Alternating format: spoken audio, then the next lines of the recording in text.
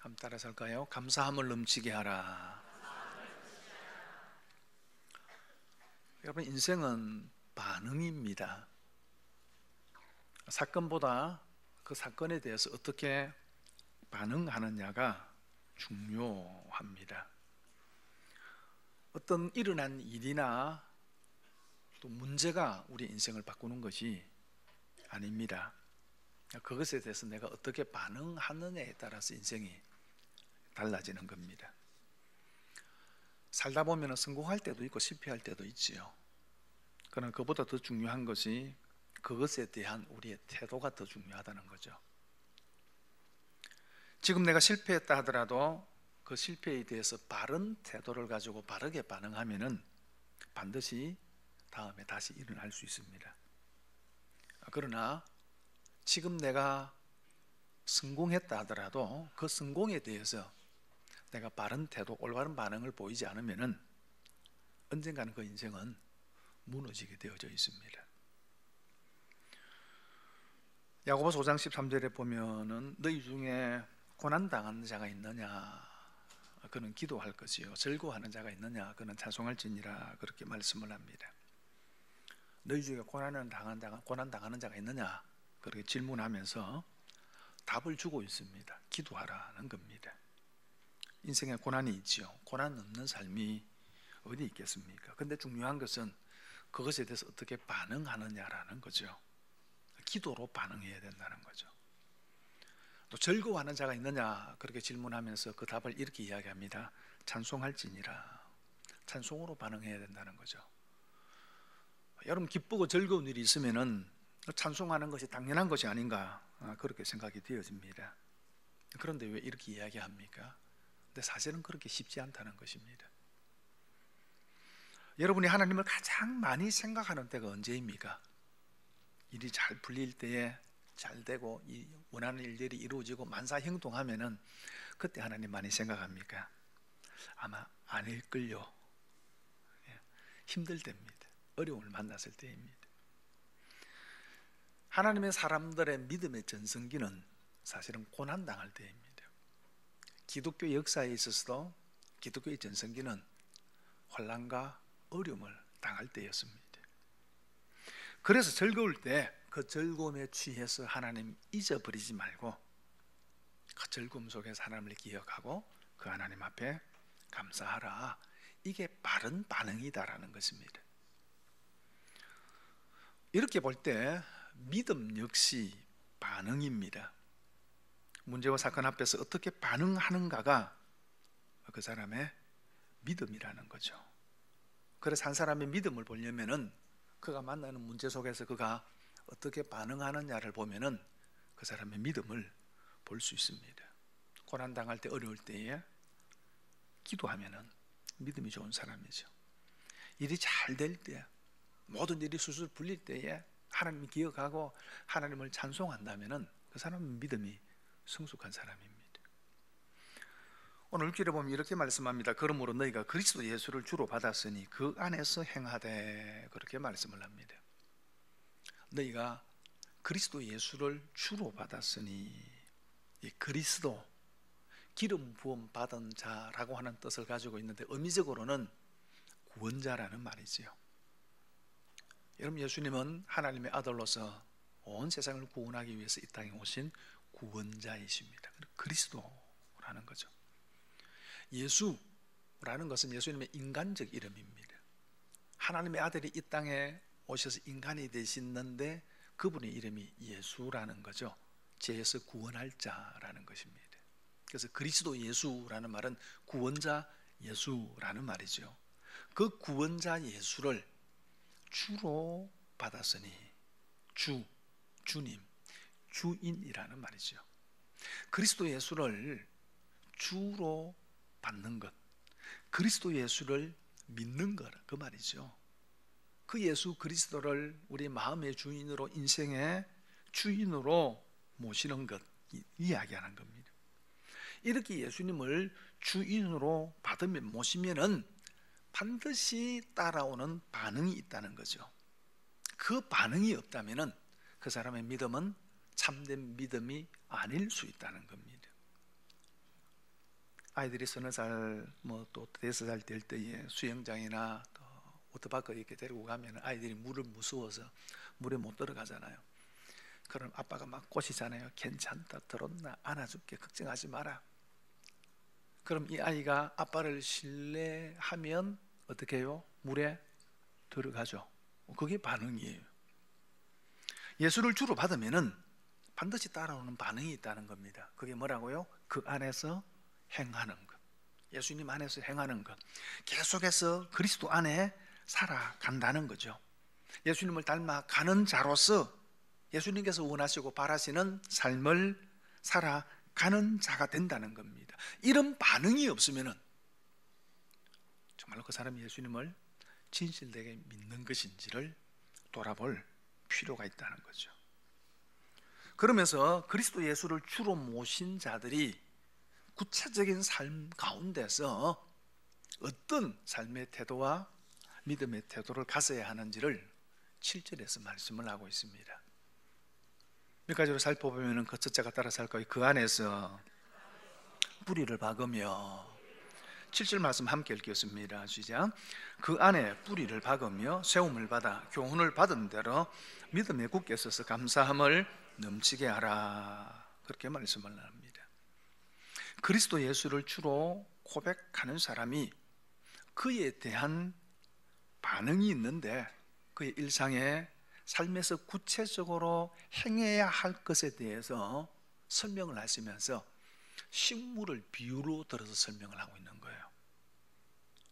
여러분, 나무가 잘 자라려고 그러면은 꼭 두 가지 조건이 있어야 됩니다.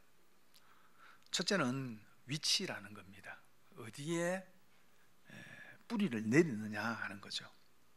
특별히 이스라엘 땅에 있어서는 이것이 대단히 중요합니다.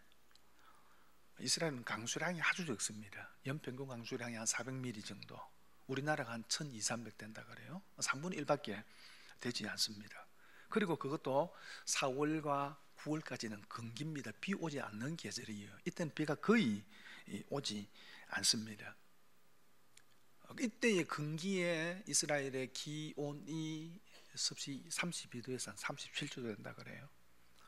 우리나라 8월의 평균 날씨가 어떻게 될까 제가 인터넷에서 찾아봤습니다. 올 8월 많이 더웠잖아요. 이럴 때는 조금 다를 수 있겠지만은 그 이전에 일반적으로 8월의 평균 날씨가 섭씨 24도에서 27도였습니다. 더운 날도 있지만 평균적으로 그렇다 그 말이에요. 그럼 이스라엘이 많이 덥죠. 그렇기 때문에 나무가 어디 심겨지느냐 하는 것이 대단히 중요하다는 거죠. 물과 샘 곁에 심겨지지 않으면은 건기를 견딜 수가 없는 거예요. 그래서 예레미야 17장 8절에 보면 그는 물가에 심어진 나무가 그 뿌리를 강변에 뻗치고 더위가 올지라도 두려워 아니하며 그 잎이 청청하며 가무는 해도 걱정이 없고 결실이 거치지 아니한 같으리라. 하나님을 의지하는 사람이 어떤 사람인지를 비유적으로 설명을 하면서 물가에 심어진 나무와 같다는 것입니다. 물가에 심어진 나무 있기 때문에 그 뿌리를 물가에 늘 뻗치고 있기 때문에 더위가 오고 비 오지 않는 건기가 오고 가뭄이 온다 할지라도 걱정이 없고 그 잎이 푸르고 많은 열매를 맺게 된다는 거죠. 나무가 어디에 뿌리를 내리느냐는 것이 대단히 중요하다는 거죠. 여러분, 우리 삶의 우리 인생의 뿌리, 믿음의 뿌리를 어디 내려야 하느냐라는 거죠. 오늘 7절에 이렇게 말씀을 합니다. 그 안에 뿌리를 박으며, 그 안, 예수 그리스도 안에 뿌리를 내려야 된다는 것입니다. 믿음과 삶의 뿌리를 예수 그리스도 안에 내릴 때에 이런 사람은 인생의 어떤 광풍을 만난다 할지라도 흔들리지 않는 인생을 살게 된다는 거예요. 신바트 모험이라고 하는 동화가 있지요. 이 동화에 이런 내용이 있습니다. 신바트가 인도로 가기 위해서 배를 타고 바다를 건너고 있는데 풍랑을 만났어요.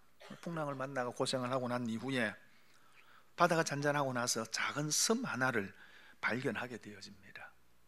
그러자 선장이 섬에 상륙해서 쉬고 싶은 사람을 배에서 내려서 섬에 올라가서 쉬어도 좋다라고 그렇게 허락을 해 주었습니다. 그래서 몇 사람이 배에서 내려서 그 섬에 상륙을 해서 식사를 하려고 불을 막 지피는데 갑자기 섬이 막 흔들리기 시작하는 거예요.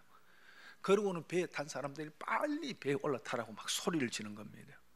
왜 그랬을까요? 지진이 났을까요? 아니고요, 그 섬은 거대한 고래의 등이었습니다. 겁도 없이 고래 등에 불을 지피고 있으니까 여러분, 그게 얼마나 위험한 일이에요. 많은 사람들이 잘못된 곳, 잘못된 것, 헛된 것에 뿌리를 내리려 한다는 거죠. 우리 인생을 살아가면서 재물이 대단히 중요하죠. 그러나 거기에 우리의 인생의 뿌리를 내려서는 안 되는 겁니다. 사람이 대단히 중요하죠.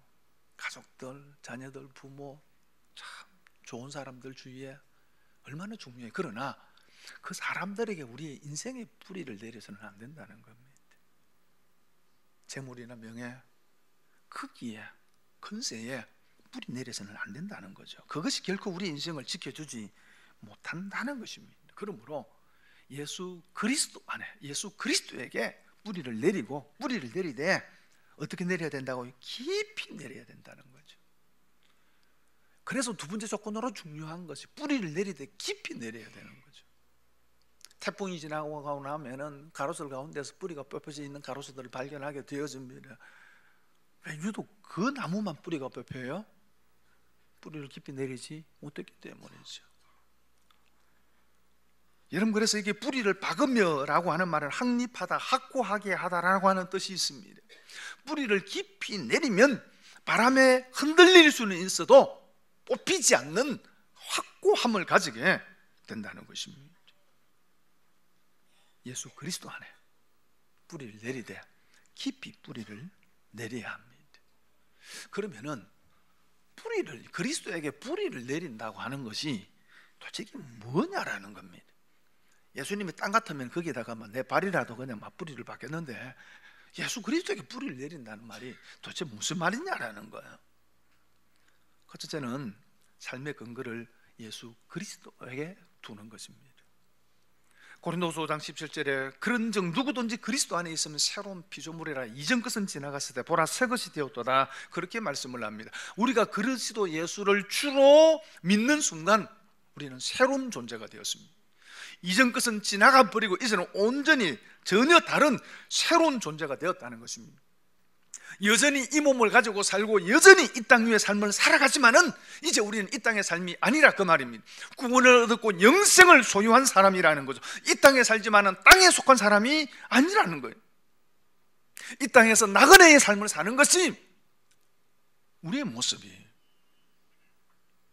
여러분, 나그네가 잠자리가 좀 불편하다고 뭐 그래 원망합니까? 나그네가 가진 것이 좀 없다고 그렇게 막 원망합니까? 오히려 나그네는 간편한 게 좋은 거죠.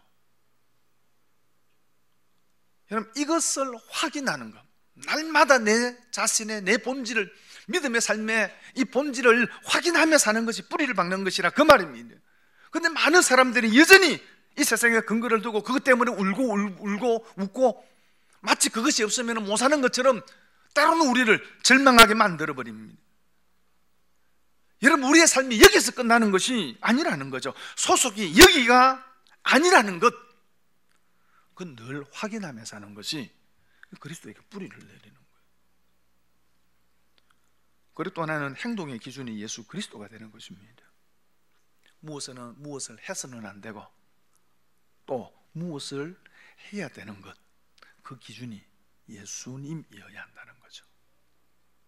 예수님이 기뻐하시는 것이라면은 힘들어도 해야 되고, 예수님께서 기뻐하지 않은 것이라면 아무리 거기에 내 욕구와 내 소원이 있다 하더라도 안 해야 하는 것입니다. 예수님께서 먼저 너희는 그의 나라와 의를 구하라라고 그렇게 말씀을 하셨습니다. 우선순위를 바르게 해야 된다는 거죠. 사도 바울은 예수 그리스도를 아는 지식이 가장 고상하기 때문에 그가 이전에 자랑거리로 여겨왔던 이 세상의 것들을 배설물같이 여겼습니다. 가치가 달라졌다는 거죠. 여러분, 그것이 예수 그리스도가 기준이 되는 겁니다. 내가 그리스도 예수를 주로 믿었기 때문에 우선순위가 달라지고 가치 기준이 달라지는 것, 그게 예수님께 뿌리를 내리는 거예요.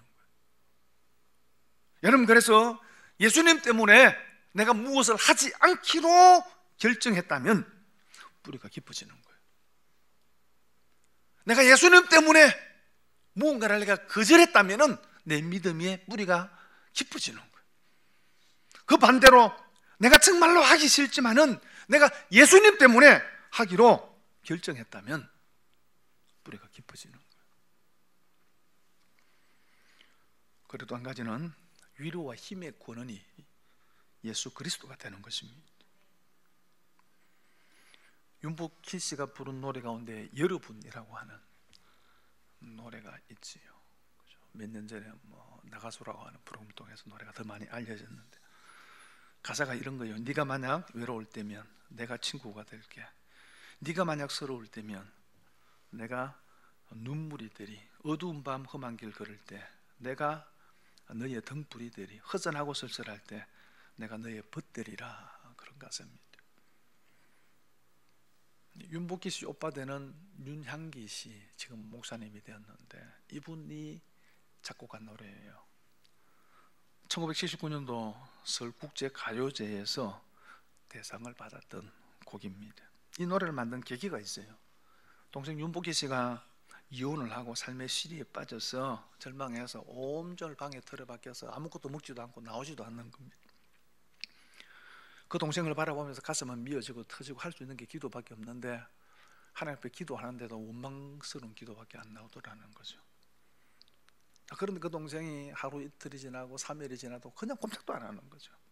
그래서 할 수 있는 게 기도밖에 없으니까 계속 기도하는 가운데 동생을 위해서 노래를 하나 만들어야 되겠다라고 하는 마음이 들더랍니다. 그래서 만든 노래예요. 근데 이 노래 가운데 네가 만약에 외로울 때에 내가 친구가 될게 라고 할 때 이 내라고 하는 것이 누굴까요? 하나님이에요. 하나님을 생각하고 지은 노래예요. 그런데 대중가요니까 하나님이라고 쓸 수 없으니까 1인칭 내가 그렇게 지은 거예요. 제가 그때 이 노래 처음 가요제 할 때 처음 노래할 때 제가 그때 TV를 보고 있었거든요. 근데 기억은 제가 안 나지만은 1절은 한글로 부르고 2절을 영어로 불렀어요. 근데 2절로 영어로 부를 때는 내가라는 말 대신에 God, 하나님이라고 그렇게 불렀대요. 여러분 힘들고 지칠 때에 여러분 어디에서 위로를 얻고 어디에서 힘을 얻습니까? 예수 그리스도가 힘이 되고 예수 그리스도가 위로가 되는 것, 그게 예수 그리스도 안에 뿌리를 내리는 거예요. 그리스도 예수를 주로 받았으면, 그 예수 그리스도를 주로 믿으면 우리의 삶의 근거가 예수 그리스도가 되는 거예요. 내 행동의 기준이 예수 그리스도가 되는 것이고요, 내 위로와 힘의 근원이 예수 그리스도가 되는 거예요. 그게 예수 그리스도에게 뿌리를 내리는 것이고 깊이 내리는 거예요. 여러분 예수 그리스도에게 여러분의 믿음의 뿌리를 굳게 내릴 수 있기를 바랍니다. 그리고 문제는 따라서 할까요? 감사함을 넘치게 하라. 7절 말씀 다시 한번 읽겠습니다. 시작. 그 안에 뿌리를 박으며 세움을 받아 교훈을 받은 대로 믿음에 굳게 서서 감사함을 넘치게 하라. 오늘 7절 말씀에는 그리스도 예수를 주로 받은 사람에게 나타나야 할 마땅한 구체적인 삶의 태도, 반응에 대해서 4가지를 이야기를 하고 있습니다. 그 첫째가 뿌리를 박으며, 두 번째가 세움을 받아, 세 번째가 굳게 서서, 네 번째가 감사함을 넘치게 하라라고 하는 것입니다. 그런데 이 4가지 요소는 사실은 각각 독립적인 요소들이 아니에요. 서로 연결되어져 있고 점진적인 것입니다. 다시 말하면은 뿌리를 박으면은 그 다음에는 자연스럽게 세움을 받게 되어지고, 세움을 받게 되어지면 굳게 서게 되고, 그리고 그 마지막이 감사함이 넘치게 된다는 거죠. 그러므로 그 시작이 뭡니까? 그리스도에게 뿌리를 깊이 내리는 것이 시작입니다. 그렇게 뿌리를 내리면은 자연스럽게 결과적으로 열매를 맺는데 감사라고 하는 열매를 맺게 된다는 것입니다. 여러분, 믿음의 나무를 심었습니다. 그리스도라고 하는 땅에 믿음의 나무를 심고 뿌리를 깊이 내리게 되어지면은 그 믿음의 나무가 자라게 되어지고, 그래서 꽃과 열매를 맺게 되는데 그 열매가 감사라는 거죠. 예수님께 요한복음 15장에 포도나무 비유를 말씀을 하시면서 이렇게 말씀을 하십니다. 나는 포도나무에 너희는 가지다. 그런데 가지된 너희가 열매를 많이 맺으려고 그러면은 한 가지 비결이 있다. 그 비결이 뭘까요? 여러분, 포도 가지가 포도 열매를 많이 맺는 한 가지 비결이 뭐예요? 비료를 그냥 갖다 부으면 되는 거예요. 열매를 많이 맺기 위해서 막 쉐리 막 용을 뒤틀리게 용을 쓰면 많이 맺게 되는 거예요. 그게 아니에요. 나무에 붙어 있으면 된다는 거죠. 원나무 대신 예수 그리스도에게 가지된 너희들이 붙어 있기만 하면은 열매를 맺는다. 용 쓰고 힘써도 되는 것 아니다. 붙어 있으면 된다. 그렇게 말씀을 합니다. 마찬가지로 여러분, 믿음의 나무가 감사라는 열매를 맺기 위해서는 그리스도 예수 안에 깊이 뿌리를 내리고 있으면 된다는 거죠. 그러면은 시험을 잊고, 그러면은 굳세게 되고, 그러면은 감사라는 열매가 넘치게 된다는 것입니다. 그럼 이걸 반대로 이야기를 하면은요, 믿음의 나무가 잘 자라지 않습니다. 그 잎도 시들시들 하더만 꽃도 피다 말고 열매가 잘 맺혀지지 않아요. 문제가 뭐죠? 문제가 어디에 있는 거예요? 뿌리에 있는 거예요. 뿌리가 그리스도 안에 깊이 내리지 않았기 때문이에요.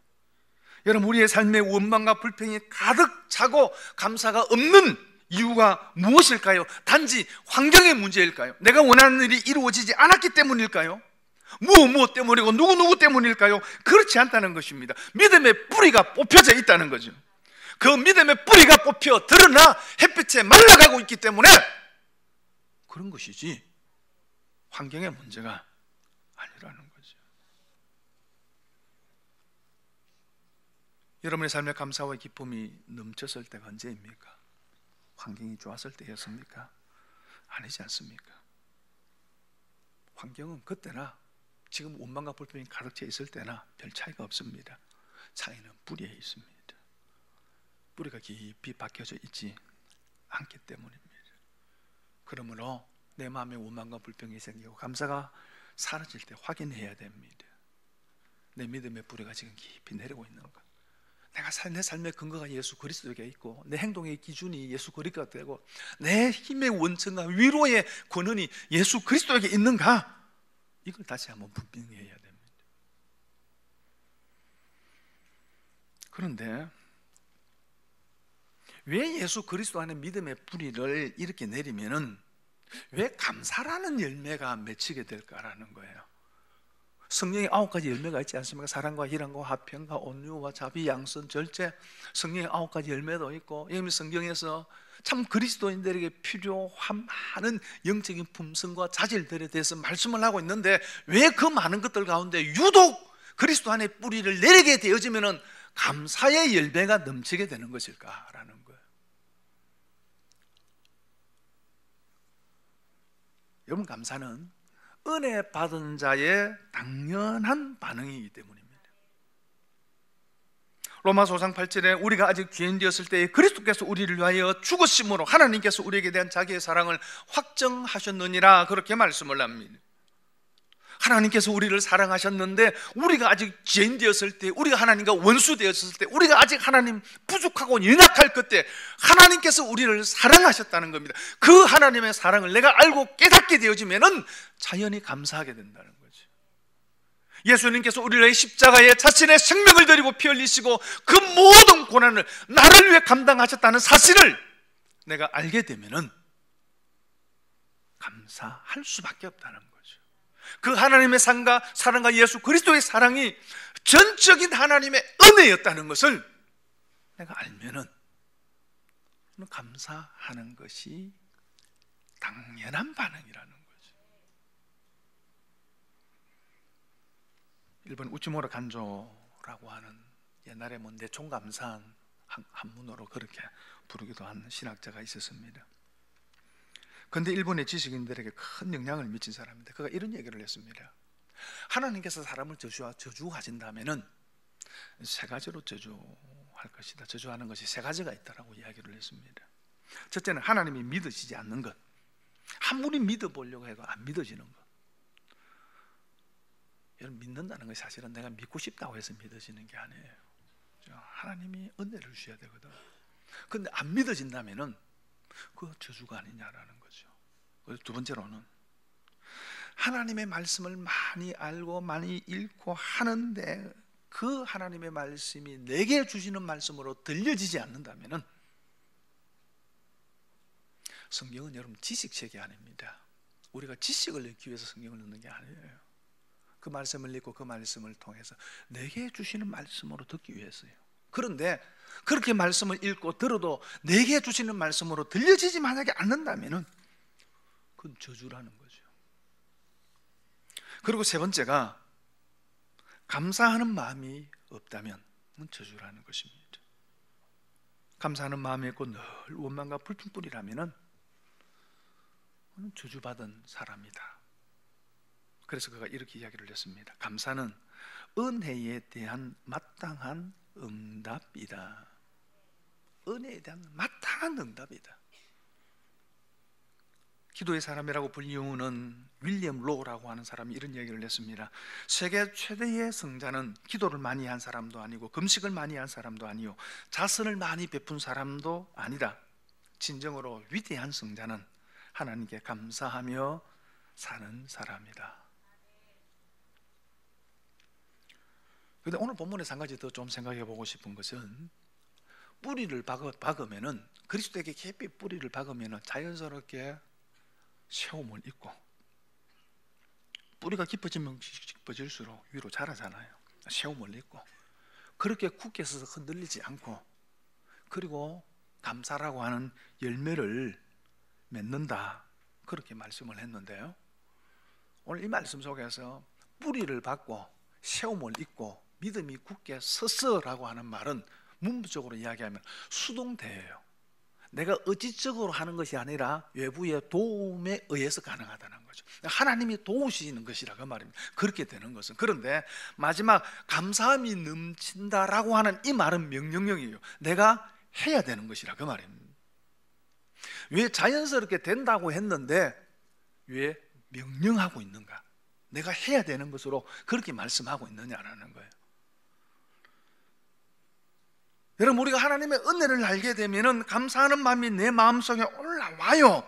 그런데 이 감사하는 마음을 억제하는 것이 있어요. 무엇이 이 마음을 억제할까요? 왼수 같은 그 인간이 억제할까요? 아니에요. 누구예요? 내 자신이에요. 내 자신. 내 자신이 그 감사하는 마음을 미뤄요. 자꾸 다음에 내 마음이 그 감사의 이유를 애써 부인해요. 뭐 어쩌다가 된 거겠지. 내가 뭐 기도했다고 된 걸까? 뭐 될 때가 돼서 된 거겠지. 이런 마음이 내 안에 생김을 통해서 감사를 억제한다 그 말이에요. 누가복음 17장에 보면은 예수님께서 나병에 걸린 10명의 나병 환자를 고치시잖아요. 근데 그 가운데에서 한 사람 사마리아인만 예수님께 와서 예수님께 감사합니다. 그때 예수님께서 이렇게 말씀합니다. 다 고침을 받지 않았느냐? 9은 어디 있느냐? 분명히 모두가 고침을 받았습니다. 그런데 왜 한 사람만 와서 감사합니까? 9명은 어디 갔습니까? 고침을 받지 않았기 때문입니까? 아니에요. 고침을 받았습니다. 그런데 성경에 분명하게 기록되어 있지는 않지만 아마 이랬을 것 같아요. 뭐 예수님이 고치신 것과 고쳐서 때가 돼서 나았겠지. 내가 지난날 산삼을 하나 먹었는데 뭐 그거 효과가 아니겠는가? 뭐 등등 이런 많은 내 마음의 생각들이 감사하는 마음을 억누르는 거예요. 억눌러. 그래서 성경이 이야기합니다. 감사해라. 명령하는 거예요. 억누르지 말고 하나님께 내게 주신 그 은혜에 대한 감정 그대로를 드러내고 감사해라. 감사를 넘치게 해라. 그렇게 말씀하고 있는 것입니다. 수도원과 감옥의 차이가 무엇입니까? 수도원이나 감옥이나 사실은 환경은 다 비슷합니다. 다 외부와 단절되어져 있지요. 똑같이 규율이 엄격합니다. 똑같이 노동을 합니다. 똑같이 사실은 좋지 않은 거친 음식을 먹어야 되고요. 잠자리도 다 불편합니다. 그런데 차이가 있지요. 수도원에는 평안과 찬양이 넘칩니다. 반면에 감옥에는 늘 불만과 욕설이 가득 찹니다. 그러면은 똑같은 환경 같은데 무엇이 감옥으로 만들고 무엇이 수도원 같이 만듭니까? 감사라는 것입니다. 똑같은 환경에 살지만은 감사가 있으면 그곳이 천국이 되고, 거기에 감사가 없으면 지옥이 된다는 것입니다. 말씀을 정리하겠습니다. 예수 그리스도를 주로 받으셨습니까? 그 예수를 믿으십니까? 그러면 그 믿음에 반응이 있어야 됩니다. 예수 그리스도에게 깊이 뿌리를 내리시길 바랍니다. 말뚝 박으면 안 됩니다. 말뚝 박는 것으로는 열매가 안 맺힙니다. 뿌리를 내려야 돼요. 깊이 뿌리를 내리면 시험을 잊고 굳게 쓰고, 그리고 감사함이 넘치게 되어집니다. 저와 여러분의 삶에 이런 감사가 넘치는 천국 같은 삶을 매일 살아가는 저와 여러분 되기를 바랍니다. 말씀을 기억하시면서